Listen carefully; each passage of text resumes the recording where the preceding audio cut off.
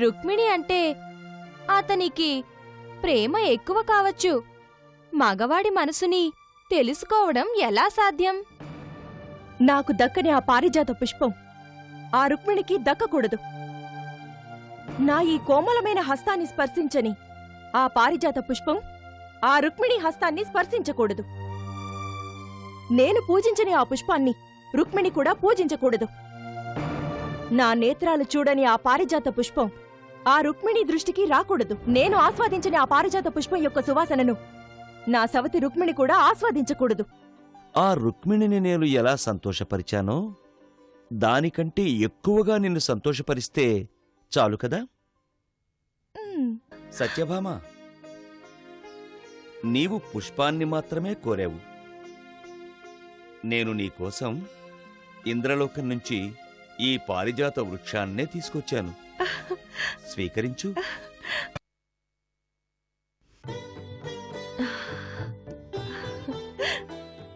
కృష్ణ, నేను పుష్పాన్ని కోరితే నీవు పారిజాత వృక్షాన్నే తీసుకొచ్చావు కదా.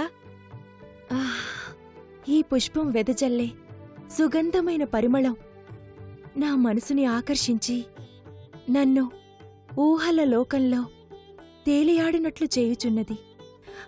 కృష్ణ, నీకు ఎలా కృతజ్ఞతలను చెప్పాలో నాకు తెలియడం లేదు.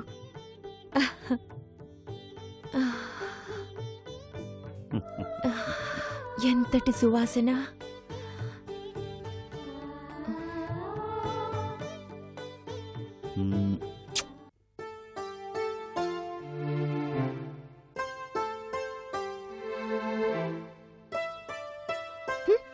రుక్మిణి, రుక్మిణి!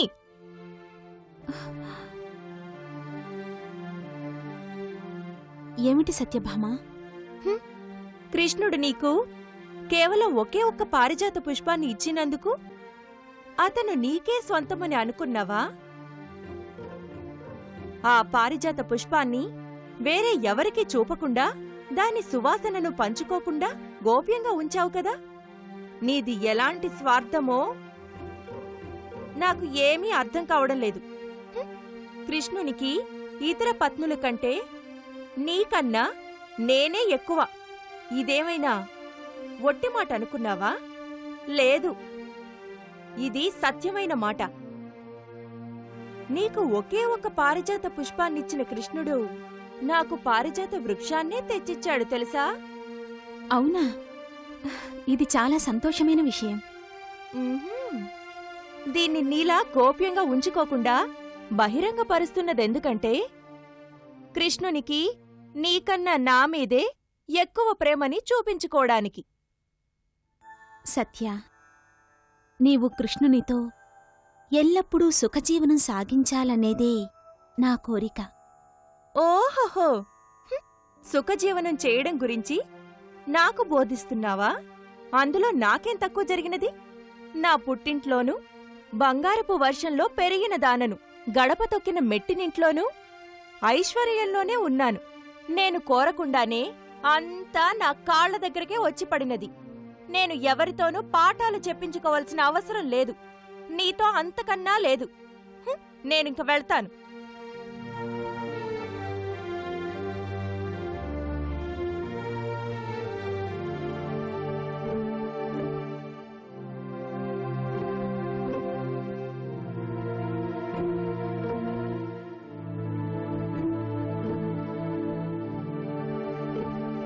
నారాయణ.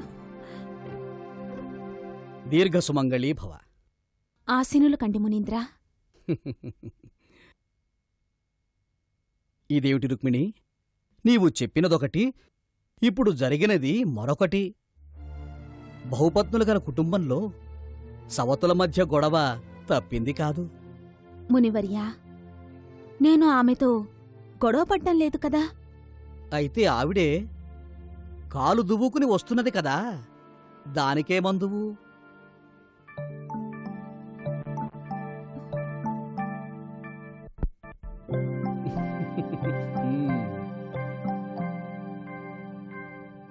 నేను ఆనాడే నిన్ను హెచ్చరించాను. అంటే నీవు దేవాలయం వద్ద సత్యభామను కలిసి కృష్ణా సత్యభామల గురించి ప్రస్తావించడానికి వెళ్ళినప్పుడు ఉమ్, గుర్తుకు రాలేదా? నీవు దేవాలయం దగ్గర సత్యభామను కలిసి కృష్ణా సత్యల వివాహం గురించి ప్రస్తావించడానికి వెళ్ళినప్పుడు అప్పుడు నీవు నా మాటను అస్సలు వినిపించుకోలేదు రుక్మిణి. మునీంద్ర, సంసారం అన్న తర్వాత ఇవన్నీ సహజమే కదా. సహజమే కాని మితిమీరిన అసహజం ఇది. ఎలా ఉండేది ఎలా మారినది. ఇలాంటి దురహంకార ప్రవర్తన క్షేమం కాదు. ఎగిరిన వారు పడక తప్పదు. అన్నింటికీ కాలమే సమాధానమిస్తుంది. నారాయణ.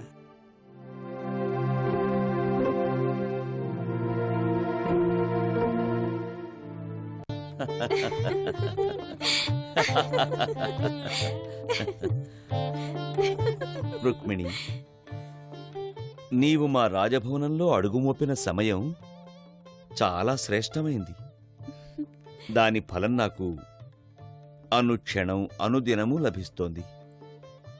అంతటి విశేషమైన ఫలమేమిటి స్వామి? ఉమ్, చెదిరిపోయిన అష్టలక్ష్మి అంశలు ఒక్కచోట చేరినవి.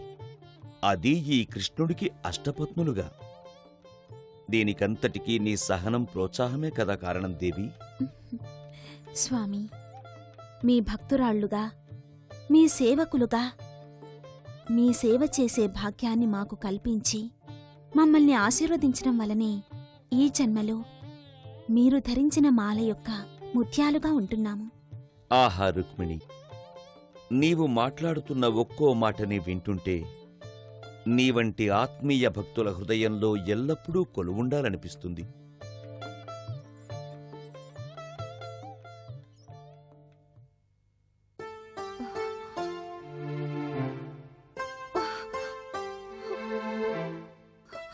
కృష్ణ,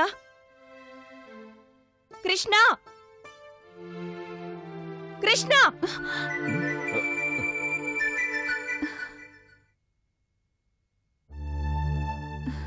సత్య, నీవా? రా.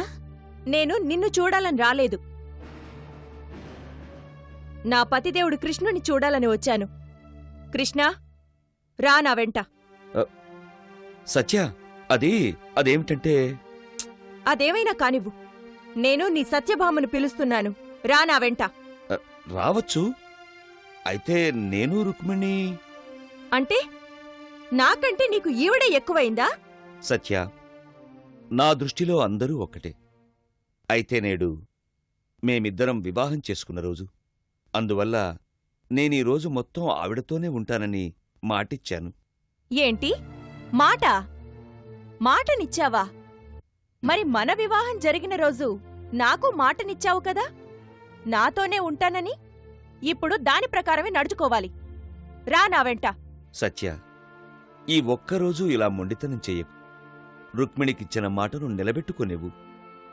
లేని పక్షంలో ఈ నీ సత్యాప్రియుణ్ణి అందరూ అసత్యవాది అంటారు. చాలించు నీ నాటకాన్ని. పైకి చూడడానికి నా మీద ప్రేమ, నిజమైన ప్రేమ ఉన్నది ఆవిడ మీదే. హ్! ఇప్పుడు తెలిసింది నీ నిజస్వరూపం ఏమిటని. నీవు నా వద్దకు వచ్చే వరకు నేను ఏదీ ముట్టుకోను. అప్పటి వరకు ఈ సత్యభామ సత్యాగ్రహాన్ని చేస్తుంది. జ్ఞాపకముంచుకో. స్వామి, పాపం సత్యభామ మనసు నొప్పించకండి. మీరే వెళ్ళి ఆమెను సముదాయించడం మంచిది. రుక్మిణి, సత్యభామ కోపం గురించి నాకు బాగా తెలుసు. కావాలంటే నా 100 కోటి రూపాయలలో ఒకదాన్ని ఆవిడ వద్దకు పంపి ఆవిడను ఎలాగైనా సముదాయించవచ్చు. అయితే ఇప్పుడు ఆవిడకు పరీక్షా సమయం. అందువల్లనే నేను ఇంత మొండిగా తనతో ప్రవర్తించింది.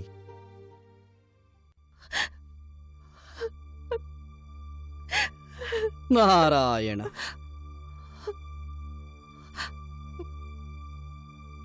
రండి మహర్షి. ఇప్పుడు మీరే నా పాలిట దైవం. ఇదేమిటి? ఎల్లప్పుడూ ఉరుములు మెరుపులు కురిపించే సత్యభామ కన్నులలో కన్నీటి ధార.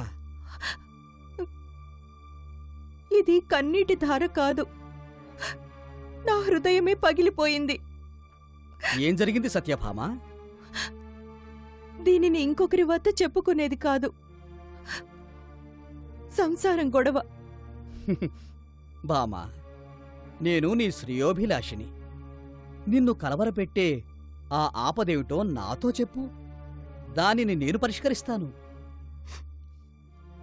సరే, చెబుతాను. నేను ప్రేమించి వివాహం చేసుకున్న కృష్ణుడు ఇప్పుడు నన్ను మరిచి రుక్మిణితోనే ఉన్నాడు. నేను వెళ్ళి పిలిచినా అతను నా మాటకు విలువనివ్వడం లేదు.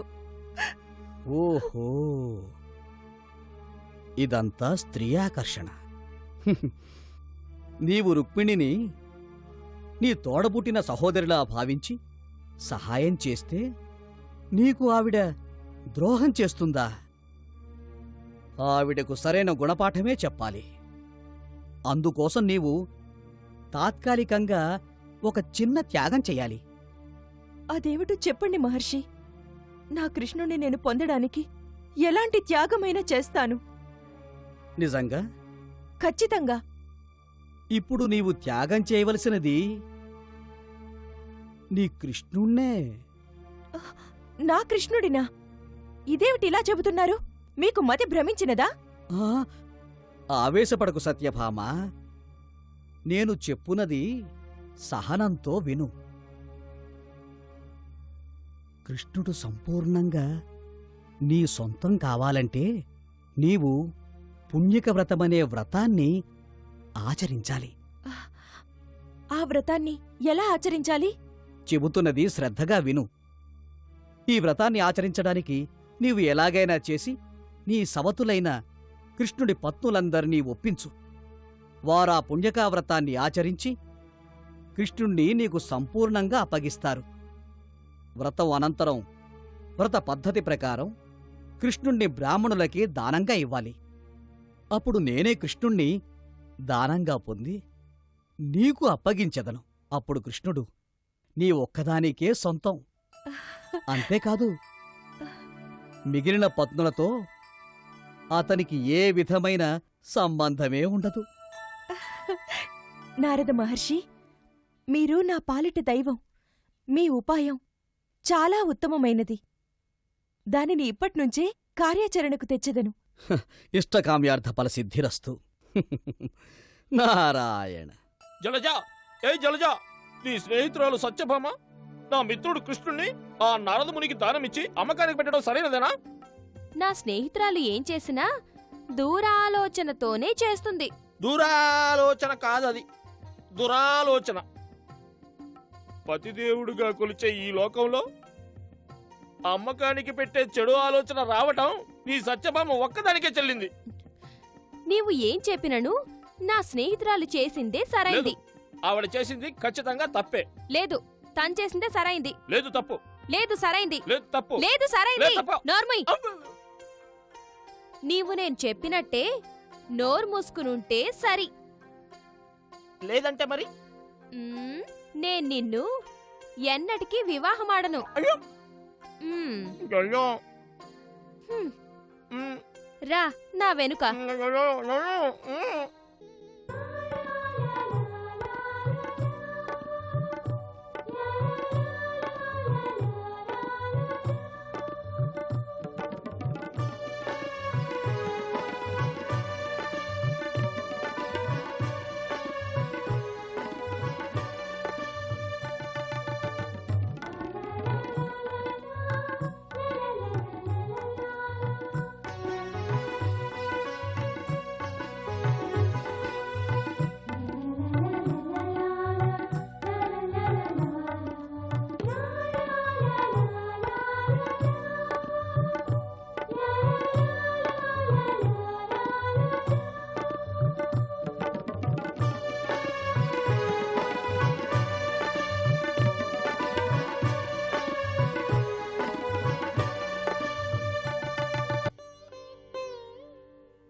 కేశవ, నారాయణ, మాధవ, నిన్ను నేను దానంగా పొందడమేమిటి?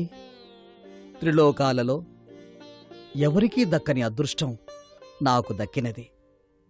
నేను ధన్యుడనయ్యాను తండ్రి, ధన్యుడనయ్యాను.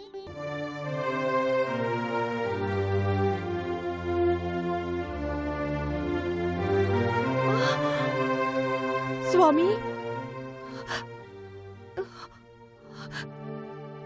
నారద మునీంద్ర, నేను ఎక్కడ ఓటమిని ఒప్పుకుంటానోనని నాకు భయం కలుగుతున్నది. ఇక్కడ గుమిగూడిన సభికుల సహాయాన్ని పొంది కృష్ణుణ్ణి దక్కించుకునే ప్రయత్నాలు మొదలుపెట్టు. ఆ, బంధుమిత్రులారా, ఇది నా గౌరవం, ఆత్మాభిమానానికి సంబంధించినది. తమ దగ్గరున్న బంగారు ఆభరణాలను దయచేసి నాకివ్వండి. నా స్వామిని దక్కించుకోవడానికి. ఆ గోపీలోలుణ్ణి తూగడానికి ఎవరివల్ల సాధ్యం? తన చిటికిన వేలితో గోవర్ధనగిరిని పైకెత్తినటువంటి ముకుందునితో సరితూగునది ఈ ప్రపంచంలో ఏమున్నది? భూమి నుంచి గగనం వరకు మొత్తం విశ్వాన్నే వ్యాపించిన విశ్వంభరుణ్ణి ఆడి పాడి కొనియాడితేనే అనుగ్రహిస్తాడు తప్ప కొనుక్కోవడం సాధ్యమా?